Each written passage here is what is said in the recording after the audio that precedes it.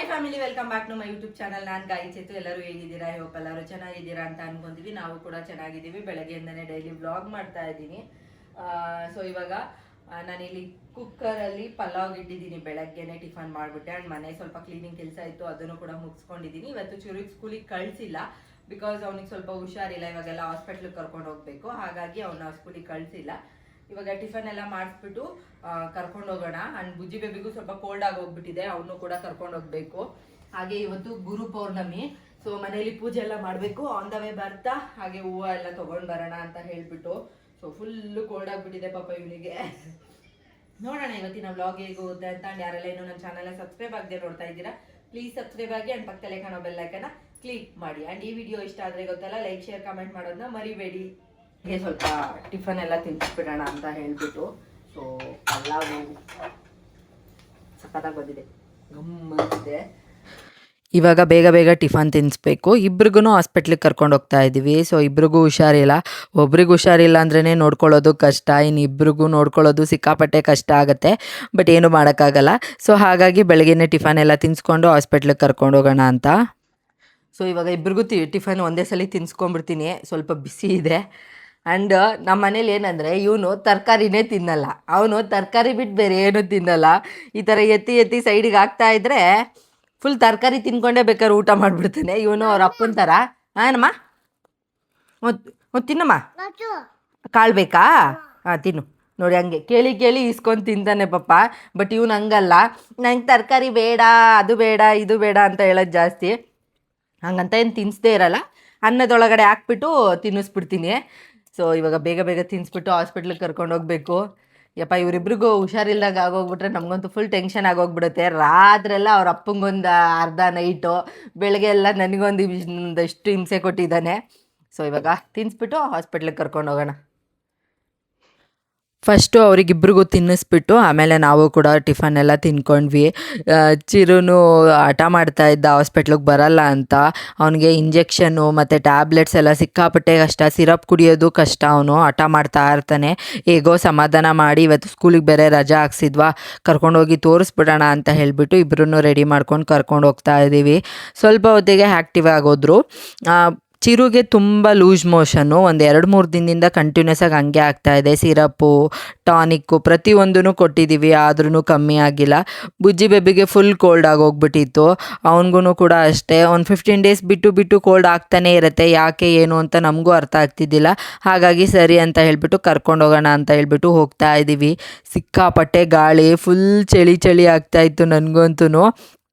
So ಆಮೇಲೆ ಬೇಗ ಹೋಗೋಣ ಅಂತ ನಾವು ಗಾಡಿಯಲ್ಲಿ ಹೋಗ್ಬೇಕಾದ್ರೆ ತುಂಬ ಚೆನ್ನಾಗಿರುತ್ತೆ. ಬಿಕಾಸ್ ಎಲ್ಲರೂ ಮಾತಾಡಿಕೊಂಡು, ಚಿರು ಬುಜ್ಜಿ ಅಂತೂ ತುಂಬ ಚೆನ್ನಾಗಿ ಆ್ಯಕ್ಟಿವ್ ಆಗಿರ್ತಾರೆ ಗಾಡಿಯಲ್ಲೆಲ್ಲ ಹೋಗ್ಬೇಕಾರೆ.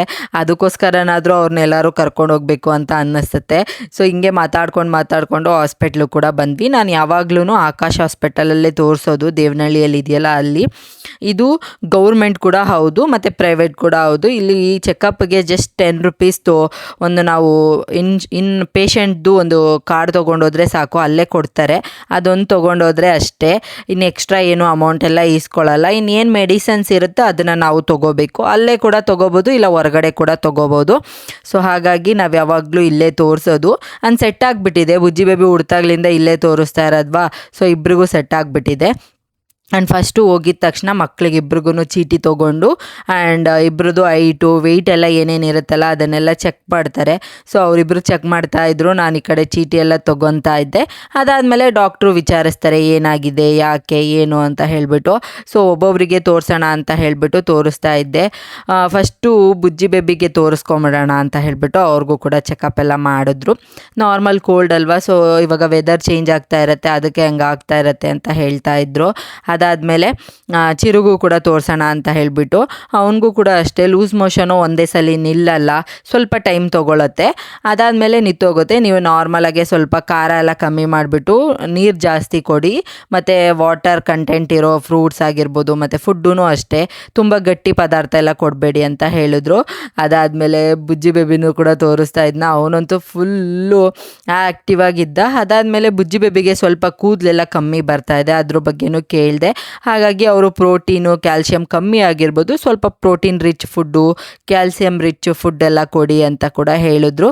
ಸರಿ ಅಂತ ಹೇಳಿಬಿಟ್ಟು ಇಬ್ಬರೂ ಕೂಡ ತೋರಿಸ್ಕೊಂಡು ಮೆಡಿಸನ್ಸ್ ಎಲ್ಲ ಬರ್ಕೊಡ್ತಾರೆ, ಅದು ಕೂಡ ಬರ್ಸ್ಕೊಂಡು ನಾವು ಅಲ್ಲೇ ಮೆಡಿಸನ್ಸ್ ಎಲ್ಲ ತೊಗೊಂಡ್ವಿ. ಅದನ್ನು ಕೂಡ ತೊಗೊಂಡು ಒಂದ್ಸಲಿ ಹೋಗಿ ಚೆಕ್ ಮಾಡಿಸ್ಬಿಟ್ಟು ಯಾವಾಗ ಕೊಡಬೇಕು, ಎಷ್ಟು ಟೈಮ್ ಕೊಡಬೇಕು ಅಂತೆಲ್ಲ ಮಾತಾಡಿಸ್ಕೊಂಡು ನಾವು ಕೂಡ ಇವಾಗ ವಾಪಸ್ಸು ಮನೆಗೆ ಹೊರಡ್ತಾ ಇದ್ದೀವಿ. ಅದಾದಮೇಲೆ ಇವತ್ತು ಗುರು ಪೌರ್ಣಮಿ, ಮನೆಗೆ ಹೋಗಿ ಪೂಜೆ ಮಾಡಬೇಕು ಅಂತ ಹೇಳಿ ದೇವನಹಳ್ಳಿಯಲ್ಲೇ ಪೂಜೆಗೆ ಏನೇನು ಬೇಕೋ ಎಲ್ಲ ಐಟಮು ಕೂಡ ತೊಗೊಳ್ಳೋಣ ಅಂತ ಹೇಳಿ ತೊಗೊತಾ ಇದ್ದೀನಿ. ಹೂವು ಎಲ್ಲ ತೊಗೊಂಬಿಡೋಣ ಫಸ್ಟು ಅಂತ ಹೂವು ತೊಗೊಂಡು ಸ್ವಲ್ಪ ಎಲೆ, ಅಡಿಕೆ, ಬಾಳೆಹಣ್ಣು, ಪೂಜೆ ಐಟಮ್ ಏನೇನು ಬೇಕೋ ಪ್ರತಿಯೊಂದೂ ಎಲ್ಲ ಇಲ್ಲೇ ತೊಗೊಂಡು, ಸ್ವಲ್ಪ ಹಾಲೆಲ್ಲ ಬೇಕಾಗಿತ್ತು ಅದನ್ನು ಕೂಡ ತೊಗೊಂಡು ಮನೆಗೆ ಹೋಗ್ತಾ ಇದ್ದೀವಿ. ಮನೆಗೆ ಹೋದ್ಮೇಲೆ ಸಿಕ್ಕಾಪಟ್ಟೆ ಕೆಲಸ ಇದೆ, ಇವರಿಬ್ಬರನ್ನು ನೋಡ್ಕೋಬೇಕು, ಮತ್ತು ಕೆಲಸ ಎಲ್ಲ ಮಾಡಬೇಕು, ಪೂಜೆ ಮಾಡಬೇಕು, ಮನೆ ಕ್ಲೀನ್ ಮಾಡಬೇಕು. ಯಪ್ಪ ಅಂತ ಅನ್ನಿಸ್ತಾ ಇತ್ತು. ಬಂದಿದ್ದ ತಕ್ಷಣ ಬುಜ್ಜಿ ಬೇಬಿನ ಮಲಗಿಸ್ಬಿಟ್ಟೆ, ಔಷಧಿ ಎಲ್ಲ ಹಾಕಿ. ಅದಾದಮೇಲೆ ಪೂಜೆಗೆ ಏನೇನು ಬೇಕೋ ಅದನ್ನೆಲ್ಲ ರೆಡಿ ಮಾಡ್ಕೊತಾ ಇದ್ದೀನಿ ಇವಾಗ. ಹಾಗೆ ಪಕ್ಕದ ಮನೇಲಿ ತುಳಸಿ ತುಂಬ ಬಿಟ್ಟಿತ್ತು, ಸೊ ಅದನ್ನು ಕೂಡ ಕಿತ್ಕೊತಾ ಇದ್ದೀನಿ. ಇವತ್ತು ಗುರು ಪೌರ್ಣಮಿ ಆಗಿರೋದ್ರಿಂದ ನಾನು ರಾಘವೇಂದ್ರ ಸ್ವಾಮಿ ಮಠಕ್ಕೆ ಹೋಗೋಣ ಅಂತ ಹೇಳಿಬಿಟ್ಟು, ಹಾಗಾಗಿ ತುಳಸಿ ಹಾರ ಮಾಡ್ಕೊಂಡು ಹೋಗೋಣ ಅಂತ ಹೇಳಿ ತುಂಬ ಬಿಟ್ಟಿತ್ತಲ್ಲ ಅವ್ರ ಹತ್ರ ಕೇಳಿ ಎಲ್ಲನೂ ಕೂಡ ಕಿತ್ಕೊಂಡೆ. ಹಾಗೆ ಟೆರೆಸ್ ಗಾರ್ಡನಲ್ಲಿ ಸ್ವಲ್ಪ ಹೂವು ಎಲ್ಲ ಬಿಟ್ಟಿತ್ತು, ಗುಲಾಬಿ ಹೂವು, ಮತ್ತು ಇವಾಗೆಲ್ಲ ಡೇರೆ ಸೀಸನ್ ಅಲ್ವಾ, ಸೊ ಡೇರೆ ಹೂವು ಕೂಡ ಬಿಡೋಕ್ಕೆ ಸ್ಟಾರ್ಟ್ ಆಗಿದೆ. ಅದನ್ನು ಕೂಡ ಒಂದೊಂದು ಕಲರ್ ಒಂದೊಂದು ಬಿಟ್ಟಿತ್ತು, ಅದನ್ನು ಕೂಡ ಕಿತ್ಕೊಂಡೆ. ಹಾಗೆ ಸ್ವಲ್ಪ ಸೇವಂತಿಗೆ ಹೂವು ಎಲ್ಲ ಇರುತ್ತಲ್ಲ ಅದನ್ನು ಕೂಡ ಕಿತ್ಕೊಂಡು ಎಲ್ಲ ಕಟ್ಕೊಳ್ಳೋಣ ಅಂತ ಹೇಳಿಬಿಟ್ಟು, ನೋಡಿ ಎಷ್ಟು ಸಕ್ಕತ್ತಾಗಿದೆ, ಬ್ರೈಟ್ ಕಲರು. ನನಗೆ ಸಿಕ್ಕಾಪಟ್ಟೆ ಇಷ್ಟ ಡೇರೆ ಹೂವು ಕಲೆಕ್ಷನ್ ಮಾಡಬೇಕು ಕಲರು ಅಂತ. ಇವಾಗ ಸದ್ಯಕ್ಕೆ ನನ್ನ ಹತ್ರ ಒಂದು 5-6 ಕಲರ್ ಏನೋ ಇದೆ, ನೋಡಬೇಕು ಎಲ್ಲರೂ ಹೋದಾಗ ಸಿಕ್ಕಿದಾಗ ನಾನು ಪ್ರತಿಯೊಂದು ಕಲರ್ನು ಕಲೆಕ್ಟ್ ಮಾಡ್ತಾ ಇರ್ತೀನಿ. ಎಷ್ಟಾಗುತ್ತೋ ಅಷ್ಟು ಕಲೆಕ್ಟ್ ಮಾಡಬೇಕು ಅಂತ ಆಸೆ ಅಷ್ಟೇ. ಅದಾದಮೇಲೆ ಎಲ್ಲನೂ ತೊಗೊಂಡು ಬಂದು ಇವಾಗ ಹೂವು ಕಟ್ಟೋಕ್ಕೆ ಕೂಡ ಸ್ಟಾರ್ಟ್ ಮಾಡಿದೆ. ಬೇಗ ಕಟ್ಕೋಬೇಕು, ಸೊ ಇಲ್ಲ ಅಂದರೆ ಟೈಮ್ ಆಗತ್ತೆ ಅಂತ ಹೇಳಿ. ಹಾಗೆ ಪನ್ನೀರ್ ಸೊಪ್ಪು ಕೂಡ ಇತ್ತು ಮೇಲೆ, ಅದನ್ನು ಕೂಡ ಸ್ವಲ್ಪ ಕಿತ್ಕೊಂಡು ಬಂದೆ. ಬಿಕಾಸ್ ಹೂದ ಜೊತೆ ಹಾಕಿ ಕಟ್ಟಿದ್ರೆ ತುಂಬ ಚೆನ್ನಾಗಿರುತ್ತೆ ನೋಡೋಕ್ಕೂ, ಹಾಗೆ ದೇವ್ರಿಗೂ ಕೂಡ ತುಂಬ ಚೆನ್ನಾಗಿರುತ್ತೆ. ಒಂದೇ ಒಂದು ಗಿಡ ಹಾಕಿದ್ದು ಅಷ್ಟೇ, ತುಂಬ ಚೆನ್ನಾಗಿ ಬಂದಿದೆ. ಸೊ ಹಾಗಾಗಿ ಆ್ಯಂಡ್ ಹೂವೆಲ್ಲ ಕಟ್ಟೋಕ್ಕೆ ಟೈಮ್ ಆಗೋಯ್ತು.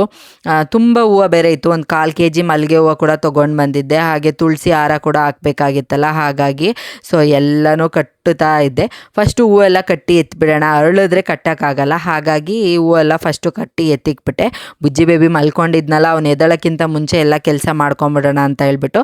ಅದಾದಮೇಲೆ ತುಳಸಿ ಎಲ್ಲ ಸ್ವಲ್ಪ ಕ್ಲೀನ್ ಮಾಡಿ ಕಟ್ಟಬೇಕಾಗಿತ್ತು. ನಾನು ಒಂದು ಕಡೆ ಕಟ್ತಾ ಇದ್ದೆ, ನಮ್ಮ ಹಸ್ಬೆಂಡು ಅದನ್ನು ಕ್ಲೀನ್ ಮಾಡಿ ರೆಂಬೆ ಎಲ್ಲ ಇರುತ್ತಲ್ಲ ಅದನ್ನೆಲ್ಲ ಕಟ್ ಮಾಡಿಬಿಟ್ಟು ಕೊಡ್ತಾಯಿದ್ರು.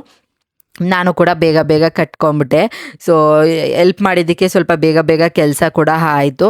ಹೂವೆಲ್ಲ ಕಟ್ಟಿ ಎತ್ತಿಟ್ಬಿಟ್ಟು ಹೋಗಿ ನಾನು ಕೂಡ ಫ್ರೆಶ್ ಅಪ್ ಆಗಿ ಬಂದು ಇವಾಗ ದೇವ್ರ ಮನೆಯೆಲ್ಲ ಕ್ಲೀನ್ ಮಾಡೋಣ ಅಂತ ಹೇಳಿ ಫಸ್ಟಿಂದ ದೇವ್ರ ಮನೆಯಲ್ಲಿರೋ ಐಟಮ್ಸ್ನೆಲ್ಲ ಹೊರಗಡೆ ತೆಗೆದು ಇಡ್ತಾ ಇದ್ದೀನಿ. ನಾನು ಅಮಾಸೆ ಹುಣ್ಣಿಮೆಗೆ ಫುಲ್ ಕ್ಲೀನಾಗಿ ನೀಟಾಗಿ ಎಲ್ಲ ತೆಗೆದ್ಬಿಟ್ಟು ಕ್ಲೀನ್ ಮಾಡ್ತೀನಿ.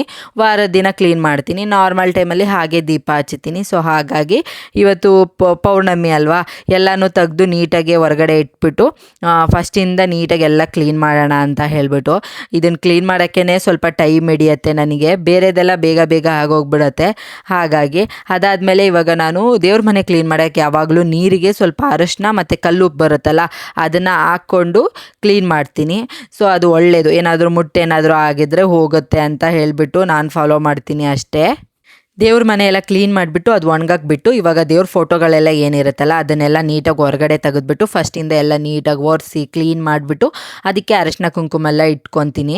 ಅರಶಿನ ಕುಂಕುಮ ಇಡೋಕ್ಕೆ ನಮ್ಮದು ಅಂಟ್ಕೊಳ್ಳೋದೇ ಇಲ್ಲ ಒಂದೊಂದ್ಸಲಿ ಕುಂಕುಮ ದೇವ್ರ ಫೋಟೋಕ್ಕೆ. ಸೊ ಹಾಗಾಗಿ ನಾನೇನು ಮಾಡ್ತೀನಿ ಅಂದರೆ ವಿಭೂತಿ ಬರುತ್ತಲ್ಲ ಅದನ್ನು ನೀರಲ್ಲಿ ಕಲಿಸ್ಬಿಟ್ಟು ಫಸ್ಟು ಅದನ್ನು ಇಟ್ಬಿಟ್ಟು ಅದ್ರ ಮೇಲೆ ಅರಶಿನ ಆಗಲಿ ಕುಂಕುಮ ಆಗಲಿ ಇಡ್ತೀನಿ.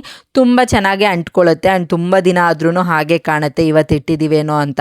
ಹಾಗಾಗಿ ಹೊಸ್ಲಿಗೂ ಕೂಡ ನಾನು ಹೀಗೆ ಮಾಡೋದು, ಹೊಸ್ಲಲ್ಲೂ ಅಷ್ಟೇ ಅರಶಿನ ಕುಂಕುಮ ನಿಲ್ಲೋದೇ ಇಲ್ಲ. ಸೊ ಈ ಥರ ವಿಭೂತಿ ಇಟ್ಟರೆ ತುಂಬ ಚೆನ್ನಾಗಿ ಕಾಣುತ್ತೆ, ತುಂಬ ದಿನವೂ ಇರುತ್ತೆ. ಹಾಗಾಗಿ ಎಲ್ಲದಕ್ಕೂ ಹಂಗೆ ಮಾಡ್ತೀನಿ. ಇವಾಗ ಎಲ್ಲ ನೀಟಾಗಿ ಇಟ್ಬಿಟ್ಟು ಬೇರೆ ಫೋಟೋಗಳಿರುತ್ತಲ್ಲ, ನಮ್ಮ ಮನೇಲಿ ಇರೋದು ಒಂದು ದೊಡ್ಡ ಫೋಟೋ ಅಷ್ಟೇ, ಅದರಲ್ಲೇ ಎಲ್ಲ ದೇವರುಗಳು ಇದೆ. ಇದನ್ನು ನಾವು ನಮ್ಮ ಮನೆ ಗ್ರೂಪ್ ರೇಷ ಟೈಮಲ್ಲಿ ಮಾಡಿಸಿದ್ದು. ಹಾಗೆ ಇದರಲ್ಲಿ ಲೈಟಿಂಗ್ಸ್ ಎಲ್ಲ ಬರುತ್ತಲ್ಲ ಎಲ್ಲಿ ಮಾಡಿಸಿದ್ರಿ ಅಂತ ತುಂಬ ಜನ ಮೆಸೇಜ್ ಮಾಡಿ ಕೇಳ್ತಾಯಿದ್ರು.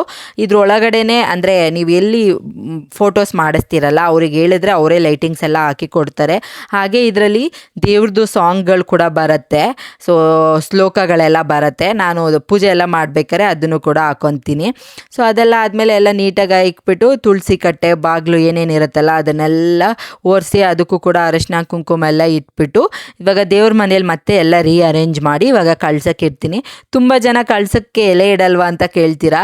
ನಮ್ಮದು ಚಿಕ್ಕ ಕಳಸ ಅಂದರೆ ಚೊಂಬು ಚಿಕ್ಕದು. ಸೊ ಕಾಯಿ ಕೂಡ ಒಂದೊಂದ್ಸಲಿ ದೊಡ್ಡದು ಇಕ್ಬಿಟ್ಟಿರ್ತೀನಿ, ಹಾಗಾಗಿ ನಿಮಗೆ ಎಲೆ ಕಾಣಿಸಿರಲ್ಲ. ನಾನು ಎಲೆ ಕಂಪಲ್ಸರಿ ಇಟ್ಟೇ ಇರ್ತೀನಿ. ಸೊ ಇವಾಗ ಕಳಸ ಎಲ್ಲ ರೆಡಿ ಮಾಡಿಬಿಟ್ಟು ಹೂವೆಲ್ಲ ಕಟ್ಟಿಕ್ಕಿದ್ನೆಲ್ಲ ಹೂವು ಕೂಡ ಹಾಕ್ಬಿಟ್ಟೆ. ತುಂಬ ಚೆನ್ನಾಗಿತ್ತು. ಹೂವು ಗಮ್ ಅಂತ ಇತ್ತು ದೇವ್ರ ಮನೆ ಪೂರ್ತಿ. ಮಲ್ಲಿಗೆ ಹೂವು ಅಲ್ವಾ, ಇವಾಗ ಸೀಸನ್ನು ಚೆನ್ನಾಗಿ ಸಿಕ್ಕಿದಾಗ ಹಾಕೊಂಬಿಡ್ಬೇಕು. ಆಮೇಲೆ ಸೀಸನ್ ಇರಲ್ವ, ಸಿಗೋದೇ ಇಲ್ಲ. ಆ್ಯಂಡ್ ರೇಟು ಕೂಡ ಜಾಸ್ತಿ ಆಗೋಗ್ಬಿಡುತ್ತೆ.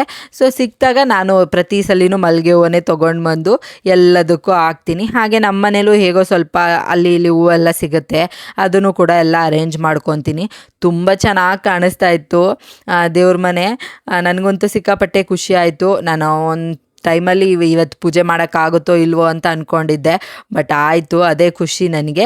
ಸೊ ಎಲ್ಲದಕ್ಕೂ ಅರೇಂಜ್ ಮಾಡಿಬಿಟ್ಟು ಎಲ್ಲ ದೇವ್ರಿಗೆ ಮತ್ತು ಚಿಕ್ಕ ಚಿಕ್ಕ ದೇವ್ರುಗಳು ಕೂಡ ಇದೆ, ಅದನ್ನು ಕೂಡ ಹೂವೆಲ್ಲ ಇಟ್ಬಿಟ್ಟು ನಾನು ಏನು ದೀಪ ಎಲ್ಲ ಇಟ್ಟಿರ್ತೀನಲ್ಲ ಅದಕ್ಕೂ ಕೂಡ ಎಣ್ಣೆ ಬತ್ತಿ ಹಾಕಿ ಅರಶಿನ ಕುಂಕುಮ ಎಲ್ಲ ಇಟ್ಬಿಟ್ಟು ಇವಾಗ ದೀಪ ಕೂಡ ಹಚ್ಚಿದೆ. ಸೊ ತುಂಬ ಚೆನ್ನಾಗಿತ್ತು. ಒಂಥರ ಪೂಜೆ ಮಾಡಿದಾಗ ಪಾಸಿಟಿವ್ ವೈಬ್ ಬರುತ್ತೆ. ಆ್ಯಂಡ್ ಇದ್ರ ನೋಡ್ತಾ ಇರ್ಬೋದು ಕಲರ್ ಕೂಡ ಚೇಂಜ್ ಆಗ್ತಾ ಇರುತ್ತೆ ಈ ಥರ ನಿಮಗೆ. ಆ್ಯಂಡ್ ಹಿಂದ್ಗಡೆ ಸಾಂಗ್ಸ್ ಕೂಡ ಬರ್ತಾ ಇರುತ್ತೆ. ನಾನು ಕಾಪಿರೈಟ್ ಬರುತ್ತೆ ಅಂತ ಅದ್ರದ್ದು ಸಾಂಗು ಲೈವಾಗಿ ಹಾಕಲ್ಲ ಅಷ್ಟೇ. ಸೊ ಪೂಜೆ ಎಲ್ಲ ಮಾಡಿಬಿಟ್ಟು ಇವಾಗ ನಾನು ಕೂಡ ರೆಡಿಯಾಗಿ ದೇವಸ್ಥಾನಕ್ಕೆ ಬೇರೆ ಹೋಗಬೇಕು. ಟೈಮ್ ಬೇರೆ ಆಗೋಗ್ಬಿಟ್ಟಿತ್ತು. ಮತ್ತೆ ಹೋಗಿ ಬರೋಷ್ಟರಲ್ಲಿ ಲೇಟ್ ಆಗಿಬಿಡುತ್ತೆ ಅಂತ ನಾನು ಎಲ್ಲ ಮಾಡೋಷ್ಟರಲ್ಲಿ ಆಲ್ಮೋಸ್ಟ್ ಒಂದು 3:30 4 o'clock ಆಗೇ ಬಿಡ್ತು. ಟೈಮು ಹೋಗಿದ್ದೇ ಗೊತ್ತಾಗಿಲ್ಲ. ಸರಿ ನಾನು ಒಬ್ಬಳೇ ಹೋಗೋಣ ಅಂತ ಹೇಳಿಬಿಟ್ಟು ನಾನು ಕೂಡ ಇವಾಗ ಹೊರಟಿದ್ದೀನಿ.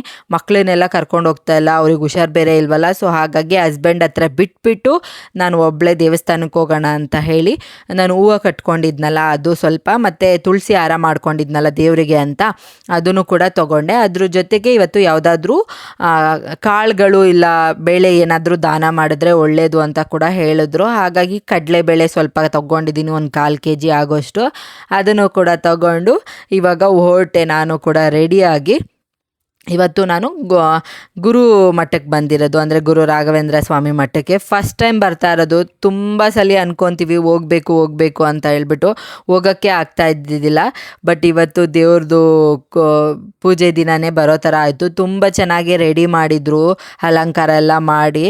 ನಾವು ಹೋದಾಗ ಕ್ಲೋಸ್ ಆಗಿತ್ತು, ಒಂದು 4 o'clock ಹೋಗಿದ್ದು ನಾನು. ಬಟ್ 5 o'clock ಮೇಲೆ ಓಪನ್ ಮಾಡ್ತೀನಿ ಅಂತ ಹೇಳಿದರು. ಸೊ ಹಾಗಾಗಿ ಹೊರಗಡೆನೇ ನಿಂತ್ಕೊಂಡು ನೋಡ್ತಾ ಇದ್ವಿ. ಹಾಗೆ 5 o'clock ಹಂಗೆ ಓಪನ್ ಕೂಡ ಮಾಡಿದ್ರು. ಒಳಗಡೆ ಎಲ್ಲ ಹೋಗಿ ದರ್ಶನ ಎಲ್ಲ ಮಾಡಿಕೊಂಡು ತುಂಬ ಚೆನ್ನಾಗಿ ಅಲಂಕಾರ ಮಾಡಿದರು. ರಾಘವೇಂದ್ರ ಸ್ವಾಮಿ ನೋಡೋದೇ ಒಂಥರ ಖುಷಿ ಆಯಿತು. ಫಸ್ಟ್ ಟೈಮ್ ಬಂದಿದ್ದು ನಾನು ಈ ಮಠಕ್ಕೆ, ತುಂಬ ಖುಷಿ ಆಯಿತು. ಇನ್ಮೇಲೆ ರೆಗ್ಯುಲರಾಗಿ ಬರಬೇಕು ಅಂತ ಅಂದ್ಕೊಂಡಿದ್ದೀನಿ. ಅದಾದಮೇಲೆ ಒಳಗಡೆ ಹೋದ್ಮೇಲೆ ದರ್ಶನ ಎಲ್ಲ ಮಾಡಿಕೊಂಡು ಪೂಜೆ ಕೂಡ ಮಾಡಿದ್ರು. ಪೂಜೆ ಎಲ್ಲ ಮಾಡಿ ನಾವೇನು ತಗೊಂಡು ಬಂದಿದ್ವಲ್ಲ ದಾನ ಮಾಡೋಕ್ಕೆ ಅದನ್ನು ಕೂಡ ಕೊಟ್ಬಿಟ್ಟು ಮಹಾಮಂಗಳಾರತಿ ಎಲ್ಲ ತೊಗೊಂಡು ಅಲ್ಲೇ ತೀರ್ಥ ಪ್ರಸಾದ ಎಲ್ಲ ಕೊಟ್ಟರು. ಅಲ್ಲೇ ಸ್ವಲ್ಪ ಹೊತ್ತು ಇದ್ಬಿಟ್ಟು ತುಂಬ ಚೆನ್ನಾಗಿತ್ತು ಇವತ್ತಿನ ಡೇ, ಒಂಥರ ಪಾಸಿಟಿವ್ ವೈಬ್ಸು. ನೆಕ್ಸ್ಟು ಅಲ್ಲಿಂದ ನಮ್ಮ ದೇವನಹಳ್ಳಿಯಲ್ಲೇ ಇನ್ನೊಂದು ಮಠ ಇದೆ. ಸೊ ಅಲ್ಲಿ ಕೂಡ ಹೋಗಿದ್ವಿ ನಾವು. ಅಲ್ಲೂ ಕೂಡ ಅಷ್ಟೇ ತುಂಬ ಜನ ಇದ್ದರು ಆ್ಯಂಡ್ ತುಂಬ ಚೆನ್ನಾಗಿ ಅಲಂಕಾರ ಎಲ್ಲ ಮಾಡಿದರು. ಅಲ್ಲೂ ಕೂಡ ಹೋಗಿ ಕೈಯೆಲ್ಲ ಮುಗಿದ್ಬಿಟ್ಟು ದೇವ್ರ ದರ್ಶನ ಎಲ್ಲ ಮಾಡಿಕೊಂಡು ಸ್ವಲ್ಪ ಹೊತ್ತು ಅಲ್ಲೇ ಇದ್ದು ಪ್ರದಕ್ಷಿಣೆ ಎಲ್ಲ ಹಾಕಿಬಿಟ್ಟು ಹೊರಗಡೆ ನಮಗೆ ಅಲ್ಲಿ ಪ್ರಸಾದ ಅಂತ ಹೇಳಿಬಿಟ್ಟು ಹೆಣ್ಮಕ್ಳಿಗೆಲ್ಲ ಬಳೆ ಅರಿಶಿನ ಕುಂಕುಮ ಎಲ್ಲ ಕೊಡ್ತಾಯಿದ್ರು. ಅದೊಂಥರ ಚೆನ್ನಾಗಿತ್ತು ನನಗೆ.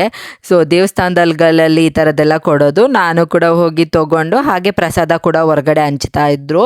ಅಲ್ಲಿ ಹೋಗಿ ಪ್ರಸಾದ ಎಲ್ಲ ತೊಗೊಂಡು ಸ್ವಲ್ಪ ಹೊತ್ತು ಅಲ್ಲೇ ಕೂತ್ಕೊಂಡು ಪ್ರಸಾದ ಎಲ್ಲ ತಿಂದ್ಕೊಂಡು ನಾನು ಕೂಡ ಮನೆಗೆ ಬರೋಷ್ಟರಲ್ಲಿ ಒಂದು ಆಲ್ಮೋಸ್ಟ್ 6 ಗಂಟೆನೋ ಆಯಿತು.